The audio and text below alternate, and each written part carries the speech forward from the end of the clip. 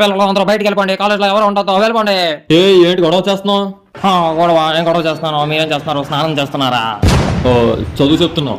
చదువు. ఈ రోజుల్లో యూట్యూబ్ క్లాసులు చూసి ఎగ్జామ్ పాస్ అవుతున్నారు, మీరేం చెప్తున్నారు? చదువు. ఆ రోజుల్లో చదువు అంటే విలువలు, విద్య, జ్ఞానం, బ్రతకడం నేర్పేది, నలుగురు మంచి దారులకు మార్చేది. ఈ రోజుల్లో చదువు అంటే జాబ్ తెచ్చుకోవడం తప్ప ఎందుకు పనికిరాదు. అరగొడ్డ ఇలా రారా, నువ్వు చదువుకున్న సైంటిటా ట్యాంటిటా కాస్టిటా తర్వాత ఎందుకు ఉపయోగపడతాయా? లేదన్యా. చాలు పని చూసుకో. చదువు చెప్తున్నాడు చదువు. ప్రిన్సిపల్ విద్య లేని వాడు ఎంత పసుపు అన్నారు కానీ చదువు లేని వాడు కాదు. చదువుకుంటేనే కదా ఈ జాబులు వచ్చేది. జాబ్ నేను బయట బోర్డు చూసాను. 1.2 LPA 1.5 LPA for 100 students board పెట్టారు.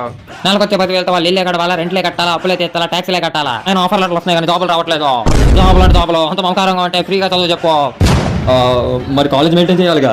160/7 గాడ్ ఈస్ గ్రేట్. కొన్ని వేల మంది స్టూడెంట్ లక్షల ఫీజు లాగేస్తూ కొన్ని వందల మంది టీచర్లు వేలలో శాలరీ చేస్తుంటే మెయింటెనెన్స్ అంటారా? Okay, very good. మరి మేనేజ్మెంట్ కేసులు పెట్టి స్టూడెంట్స్ కి తిరిగి తిరగని ఫ్యామిలీ పెడుతున్నారు. Okay, that's your personal, none of my business. Principal, లోకంలో రెండే మేజర్ బిజినెస్ లు, ఒకటి హాస్పిటల్, ఇంకోటి కాలేజ్. హాస్పిటల్స్ ప్రాణాలతో వ్యాపారం చేస్తుంటే కాలేజ్ స్టూడెంట్ భవిష్యత్తు వాళ్ళ జీవితాలతో వ్యాపారం చేస్తున్నారు. మీరు అడ్మిషన్లు ఇచ్చేది కాలేజ్ పేరు కోసం, జాబులు తెప్పించేది కాలేజ్ రిప్యుటేషన్ కోసం, టెస్టులు ఫ్రెష్ డేలు పెట్టేది కాలేజ్ పబ్లిసిటీ కోసం, ఇన్ఫ్రాస్ట్రక్చర్ పెట్టేది మేనేజ్మెంట్ కోసం.